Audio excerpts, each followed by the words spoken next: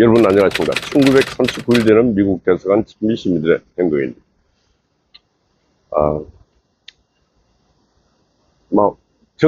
이재명 정부의 전국이 심히 불안정하고 복잡합니다. 국민들은 이 불안정하고 복잡한 정부에 대해서 별 관심이 없습니다.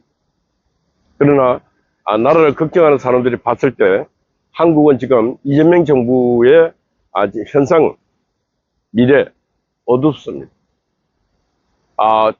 동맹국인 미국은 새로운 정부의 대통령을 만나주지도 않습니다.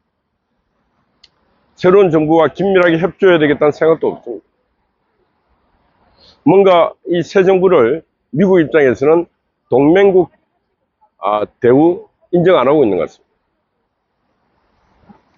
반면에 이 새 정부도 내거는 경제정책이라든가 외교정책이라든가 안보정책이라든가 뭐 여러가지가 기존의 한미 관계에서 뜻박자를 많이 내고 있다. 그래서 미국 입장에서는 이제 더 이상 자신들이 한국의 안보 우산 역할 같은 걸 할 필요성이 별로 없다. 새로 임명된 대통령이 중국에도 쎄쎄, 대만에도 쎄쎄, 다 쎄쎄하면 된다. 우리는 눈치만 보면 된다. 이렇게 너무나 가벼운 말을 하고, 또 새 정부의 주요 인사들, 국무총리부터 주요 인사들이 반미주의자들로 또 앉히고, 또 앉힌 여러 가지 경제 파트도 보면은 반기업 인사들로 또 앉히고, 집권 여당은 법안 통과를 거의 노동자 중심의 법안, 노란봉투법. 노란봉투법이 뭡니까? 파업법입니다. 파업법. 파업자유법. 파업보장법입니다. 노조들이 불법 파업하더라도 이제 책임을 물을 수 없는 지경까지 되고 있습니다. 노란봉투법이 소위를 통과해서 지금 상임위까지 올라가 있습니다. 무능한 국민의힘당은 막을 수가 없습니다. 민주당이 깡패 같은 민주당은 드라이브를 걸어서 불도저식으로 가고 있습니다. 그러니까 지금 주한 우리 한국에 있는 유럽 상공회의소는 만약에 노란봉투법이 통과된다면은 자기들은 철수하겠다. 한국에서 이렇게 하고 있음에도 불구하고 밀어붙이고 있습니다. 근데 노란봉투법을 왜 지금 민주당 이재명 정부는 통과할 수밖에 없는가? 바로 민주노총과 한국노총의 지지를 받고 들었었기 때문에 그들에게 약속한 게 있기 때문에 그렇습니다. 그래서 제가 전에도 말했다시피 이재명 정부를 국가와 국민을 위한 정부가 아닌 특정 집단의 이익을 위한 정권, 제가 이렇게 얘기했습니다. 지금 이재명 정부가 하고 있는 일을 보면 특정 집단의 정치적 이익을 위한 정당, 정부 역할을 하고 있는 것 같아. 그 특정 집단 대표적인 게 바로 북한, 또 대표적인 게 민주노총. 그게 이제 약간 확대시켜 말하면은 이제 노동자, 이렇게 얘기를 하고 있는데, 한국은 사용자도 있고 노동자도 있습니다. 회사가 존재한다는 것은 사용자도 있고 노동자도 있을 때 회사가 존재하고 그 속에서 많은 모순과 갈등이 있지만 그걸 완화시키고 조합시켜 나가는 것이 바로 민주주의 국가의 정치인들이 해야 될 역할입니다. 근데 이 사용자는 없습니다. 오직 노동자들의 이익만을 위하여. 칼 막스가 망부의 노동자에 단결하라. 잃을 것은 쇠사슬이 얻을 것은 자유다. 근데 지금 그런 어떤 칼 막스의 그런 구호는 이미 유령이 되어버렸습니다. 근데 한국에서는 이게 통하고 있습니다. 한국에서는 마지막으로 이 칼 막스의 이론을 한번 전개시켜 보겠다고 이렇게 노력하고 있는 것 같은데, 참 너무너무 한심한 인간들 같습니다. 기업가들이 한국을 떠나면은 근로자 일할 데가 없어요. 그러면 이제 그때 가서 후회합니다. 그때 가서. 옛날에 쌍용 자동차가 그랬습니다.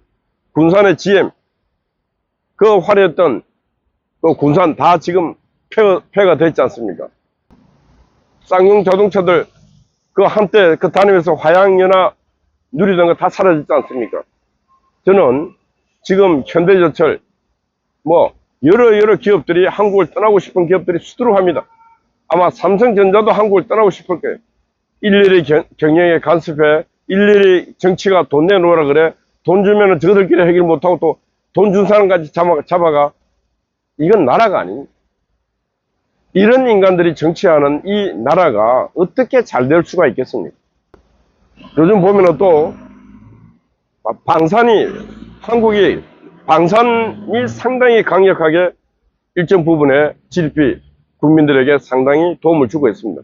이 방산 누구 때문에 이러겠습니까? 박정희 대통령이 오늘날 국민들에게 이렇게 먹여 살리고 있지 않습니까? 근데 좌파들은 어떻게 생각합니까? 눈알이 하늘이 돼갖고 박정희 하면은 이꼴 독재자 이것밖에 모릅니다. 전두환 하면 전두환 학살자 이것밖에 모릅니다. 인간은 누구나 살아오면서 공도 있고 과가 있습니다. 박정희 전두환 시대 오늘날 이렇게 경제가 번성되게 만든 경제적 분야에서는 또 상당히 큰 공이 있습니다. 정치적 분야에서는 그들이 말하는 독재 영역이 있다 할지라도 경제의 분야에서는 엄청난 국민들이 5천년 역사의 가장 큰 부를 누릴 수 있게끔 만든 장본인들이 바로 이승만, 박정희, 전두환, 노태우 시대 아닙니까? 그러니 역사를 바라보는 눈이 이렇게 다각지게 되는데, 특히 민주당, 좌파들은 눈알이 한 개밖에 없고 머리도 한쪽 넷밖에 없기 때문에 이게 바로 이런 자들이 바로 이 복잡한 시대를 이끌어 가야 되는데, 내가 한 개밖에 없고 눈알이 하나밖에 없는데 이 사회를, 이 세상을 바로 이끌어 갈 수 있겠습니까? 보편적 시각이 없는, 보편적 사고가 없는 인간들은 항상 사회의 괴물이 될 수밖에 없습니다. 바로 지금 바로 민주당, 그리고 민주당을 이끌 핵심들, 그리고 민주당과 함께하는 언론들 보면은 괴물입니다. 괴물. 그들이 괴물의 눈에 괴물이 보인다고. 그들이 괴물인데 다른 사람들을 괴물이라 그래요. 보편적 사고와 보편적 생각을 하고 보편적 행동을 하는 사람들을 괴물이라 그러고, 보편적 생각과 행동을 하지 못하는 자신들이 바로 괴물인데, 자신들이 괴물인지도 모르고 앉아서 기자한다고, 걸쟁이 한다고 앉아있는 저 불쌍한 인간들. 너무너무 한심합니다. 그래서 이제 말씀 마치면서, 국가가, 대한민국이 상당히 불안정하다. 자, 이 불안정할 때 절대 권력은 절대적으로 부패하고 타락하게 되어 있는데, 이 절대적으로 부패하고 타락할 권력을 항시 감시하고 제어할 수 있는 그 시스템이 작동되어야 되는데 그 시스템이 없다. 그 시스템이 어떤 것이냐? 바로 언론입니다. 바로 NGO, 시민단체입니다. 근데 제대로 된 언론도, 제대로 된 NGO도 없다. 근데 야당이 있는데 야당은 더욱더 지금 그런 역할을 못하고 있다. 그래서 대한민국이 지금 위기이다. 그래서 지금 뭐 별로 제가 이 해답을 줄 수 있는 게 없어요. 근데 사람들은 그래요. 뭐 이 우파하다가 또 이재명 지지하면서 갔던 우리 정규재 선생을 비롯한 여러분들이 있습니다. 그 왜 갔냐? 이재명은 이념주의자가 아닌 실용주의자인 것 같아. 그래서 가서 이 정부가 잘 되기를 바란다.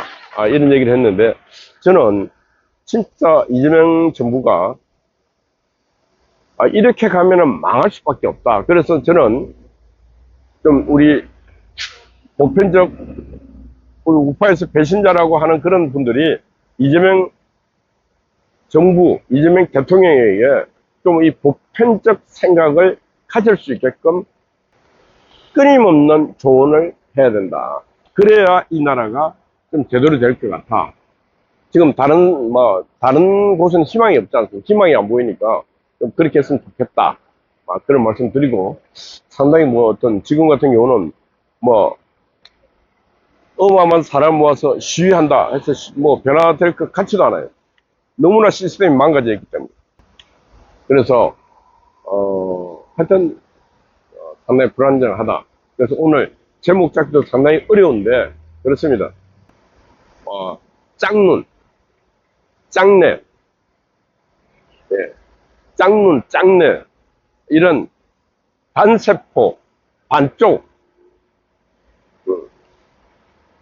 이 반쪽 생각, 하여튼, 이런 거 갖고는 이 위험한 시대를, 이 위기의 시대를 절대로 극복할 수 없다는 것입니다. 제가 반쪽 짝눈, 짝내 이라면 자신들이 짝눈, 짝내임을 알아야 되는데 저 인간들이 짝눈, 짝내임을 몰라요. 그러니 이게 또 참 이게 힘들어. 이런 제목을 붙이더라도 말을 못 알아먹으니까. 그럼에도 불구하고 짝눈, 짝내 가진 사들, 가진 정부. 하여튼 이재명 정부는 짝눈, 짝내 정부다. 그럼 알아먹겠습니까? 하여튼 뭐 그렇게 일단 표현하겠습니다. 이재명 정부는 짝뇌, 짝눈 정부다. 그러니 제발 짝눈 갖지 말고 눈도 두 개, 뇌도 두 개, 일종의 보편적 시각을 갖기를 바라는 그런 말씀드립니다. 네, 어제 아군 우리 스파이가 밤을 새웠습니다. 우리 송화자 변함없이 수고하고 있습니다. 우리 미경님, 강치님, 타운 여러분들 파이팅입니다. 감사합니다.